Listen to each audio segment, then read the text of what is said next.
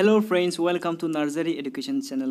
सोलोंथाइनि लामाखौ सोलायनानै दिनै Nursery Education Channel आ बर' रावजोंनो नोंथांमोननिसिम फ्रि YouTube अनलाइन कर्स लानानै फैदों। नोंथांमोना मिथिखागौ YouTubeआव जोंनिया थाखो 10 नि सानखान्थि, इंराजि ग्रामार आरो साइन्सनि सिरिज सोलिगासिनो दङ। दिनै नैबे भिडिअआ सानखान्थि सिरिजनि पार्ट 2 जागोन। जायफोरा पार्ट 1 खौ नायाखै बिसोरखौ आं पार्ट 1 खौ नायनो थाखाय गुरै खावलायो। बिसोर प्लेलिस्टआव थांनानै पार्ट 1 खौ नायनो हागोन। पार्ट 1 आव जोंनिया थाखो 10 नि सानखान्थि आयदानि खोन्दोसेयाव थानाय नंगुबै अनजिमानि सोमोन्दै सावरायनाय जादों।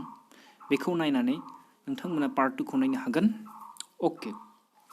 आरो जायफोरा चेनेलखौ दाबो साबस्क्राइब खालामाखै गोख्रैनो साबस्क्राइब खालामनानै ला आरो बेल आइकनखौबो दाबायनानै हो जाहाथे नोंथांमोननिसिम भिडिअनि गोदान आपल'ड बानायनायफोरा नटिफिकेसन गोदान भिडिअ आपल'ड बानायनायनि नटिफिकेसनफोरा नोंथांमोननिसिम सौहैयो।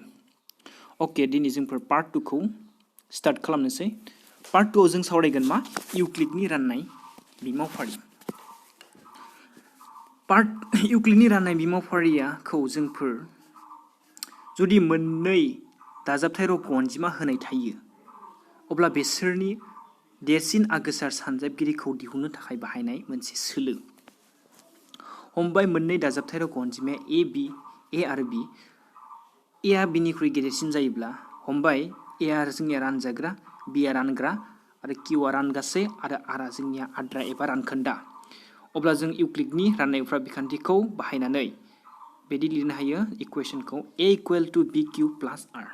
नोंसोर आगोलावनो मोनबोखादोंमोन क्लास 6 बा 7 आव जे रानजाग्रा समान रानग्रा सानजाब रानगासै दाजाब आद्रा होननानै मिथिखादोंमोन। ओके, जों दा बेनि एग्जाम्पलखौ नायनि। एग्जाम्पलखौ नायबा बांसिन बुजि मोनगोन। एग्जाम्पलाव मा होदों नाय। ओके, एग्जाम्पलाव थांनायनि सिगां मोनसे बाथ्राखौ मिथिना लानाया मोजां। बे बाथ्राया जाबाय मोननै एबा बेनिख्रुइ बांसिन रोदा अनजिमाफोरनि देरसिन आगोसार सानजाबगिरिया जेब्लाबो से जायो। बिदिन्थि हिसाबै 2, 3, 5 बिसोर गासैबो जोंनिया मा रोदा अनजिमा। अब्ला 2, 3, 5 नि जोंनिया HCF माने देरसिन आगोसार सानजाबगिरिया मा जागोन से, जेब्लाबो से। आरो नाय 11, 17 आरो 19 बिसोरनि HCF आ मा जागोन बिसोरनि HCF आबो से जागोन। बेखायनो बुंदों मोननै एबा बेनिख्रुइ बांसिन रोदा अनजिमाफोरनि देरसिन आगोसार सानजाबगिरिया जेब्लाबो से। ओके, एग्जाम्पलखौ नायनि जोंफोर। एग्जाम्पलाव मा होदों नाय। एग्जाम्पलाव होदो जोंनिया नै इउक्लिडनि बिमावफारिखौ 135 आरो 225 नि देरसिन आगोसार सानजाबगिरि दिहुननो थाखाय बाहाय। ओके, सल्युशनाव नाय। बेयाव जोंनिया दङ 225 आ 135 निख्रुइ गिदिरसिन।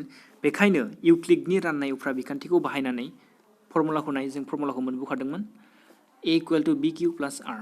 बेयाव जोंनिया मा 225 गिदिरसिन, बेखायनो बेयो जागोन जोंनिया मा रानजाग्रा। आरो 135 आ जोंनिया मा फिसासिन, अब्ला बेयो जागोन जोंनिया मा रानग्रा। ओके, 225 खौ जोंफोर 225 खौ जों मादो राननांगोन 135 दो राननांगोन। 135 दो मा सानजाबा जों 225 मोनगोन एबा खाथियाव थांगोन। 135 खौ 1 हरने 135 दानख'बा बेसेबां जागोन जोंनिया 0.90। अब्ला जों मोनबाय से आ जोंनिया रानगासै आरो 135 आ जोंनिया रानग्रा आरो 225 आ जोंनिया मा जाखो बेयाव रानजाग्रा आरो 90 खौ मोनबाय जोङो आद्रा हिसाबै। अब्ला जों बेखौ बेबादि लिरनो हायो 225 समान 135 सानजाब 1 दाजाब 90। बे बिमावफारिया राननायनि बिमावफारिया जेब्लासिम आरनि माना 0 जाया अब्लासिम सोलिबाय थागोन, सोलिलांबाय थागोन अब्लासिम। जेब्ला आर जायो अब्ला बै खलबाव जाय रानग्रा बेनो जायो जोंनिया HCF। बेखौ गोसोआव लाखि। ओके, जोंनिया बेयाव होमबा आरनि माना 0 जायाखै, बेयाव आरनि माना 90 जादों। अब्ला जोबथ'आ जोंनिया नेक्स्टआव जाहैगोन जोंनिया आद्रा थानाय आरआ जोंनिया नेक्स्टआव जाहैयो रानग्रा आरो रानग्राया जाहैयो जोंनिया नेक्स्टआव रानजाग्रा। ओके, नेक्स्टआव नायदो होमबा मा जाहैगोन जोंनिया नेक्स्टआव होमबा जोंनिया मा जागोन 90 आ रानजाग्रा आरो 90 आ रानग्रा आरो 135 आ रानजाग्रा। ओमफ्राय नायदो जोंफोरा 135 खौ जोङो 90 दो रानदो बेसेबां जागोन 90 मा सानजाब 5 135 मोनगोन एबा खाथि 90 सानजाब 2 समान 180 गिदिरसिन जायो होमबा से हरदो 90 दानख'बा बेसेबां जागोन 5 45 अब्ला बेयाव मोनलायबाय जों आद्राखौ 45 आरो रानगासेया से रानजायगाया 135 आरो रानग्राया 90 अब्ला बेयावबो जोंनिया आद्रा थादों आरनि माना 45 जादों अब्ला बेखौ जों बेबायदि लिरनो हायो 135 समान 90 सानजाब 1 दाजाब 45 बेयावबो जोंनिया जोबथिनि नङा मानोना आरनि माना लाथिख' जायाखै नेक्स्टआव जोंनिया जाहैगोन मा 45 रानग्रा आरो 90 रानजाग्रा अके 90 खौ 45 रानबा जोंनिया मा जायो 2 हरबा बेसेबां जागोन 90 अके अब्ला जोंनिया जाहैबाय आद्राया लाथिख' जाहैबाय अब्ला बेयावनो जोबसिगोन बेखौ जोंफोर लिरनो हायो 90 समान 45 सानजाब 2 दाजाब लाथिख' अब्ला जोंनिया बेयावनो राननाय बिमाव फारिया जोबथिहैबाय अब्ला बेखौ नाय बेयाव दा रानखोन्दाया लाथिख' जाहैबाय बेखायनो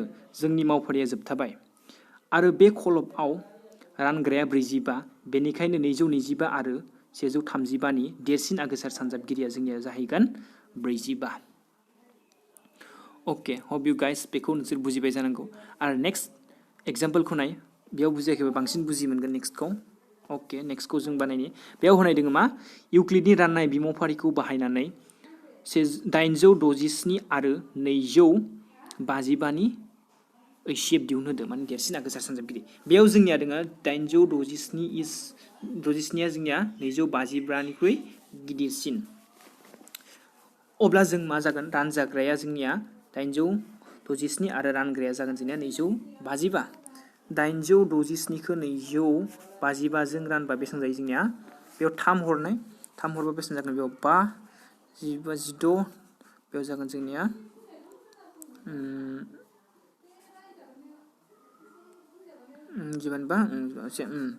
7 अब्ला जों रानदो 2 लाथिख' 1 अब्ला आद्राखौ मोनबाय जोंफोर 1 लाथिख' 2 अब्ला जों बेखौ बोरै लिरनो हायो नायबानो जाबाय 867 समान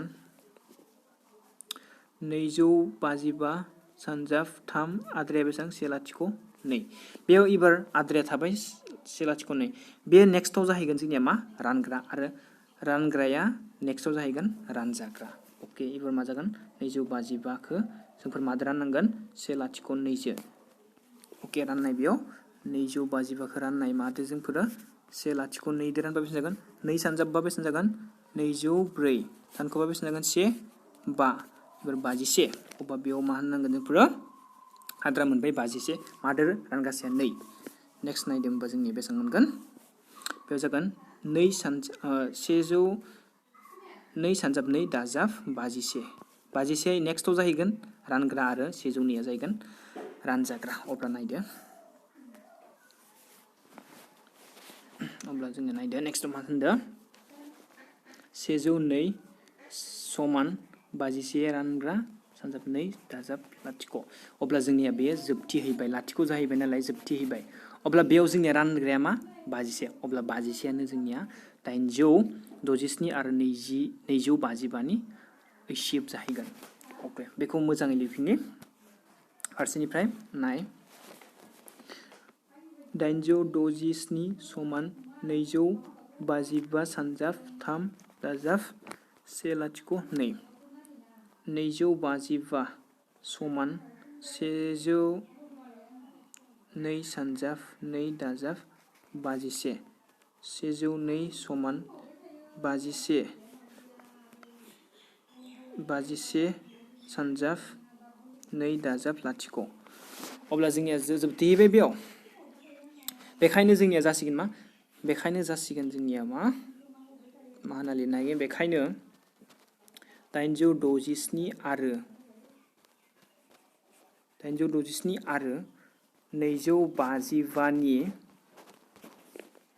ओइसिएफ माने देरसिन आगोसार सानजाबगिरि समान 51 एन्सारा जोंनिया 51 जासिगोन होप यू गाइस नोंसोर बेखौ बुजिदों होननानै आरो आं दिनै नोंसोरनो मोनसे होमवर्क हरनि होमवर्कआ जाहैबाय जोंनिया मा मोनसे होमवर्क दं नोंसोरनि थाखाय 927 आरो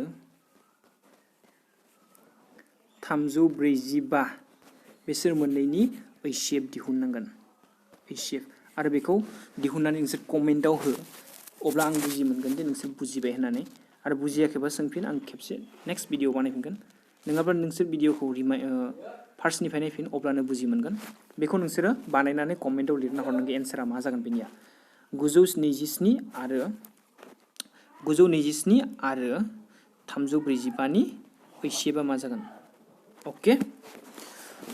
अके भिडिअखौ मोजां मोनदोंबा लाइक आरो शेयार खालाम आरो साबस्क्राइब खालामनो दाबाव चेनेलखौ नेक्स्ट भिडिअआव जोंफोर लोगो मोनगोन अके थेंक इउ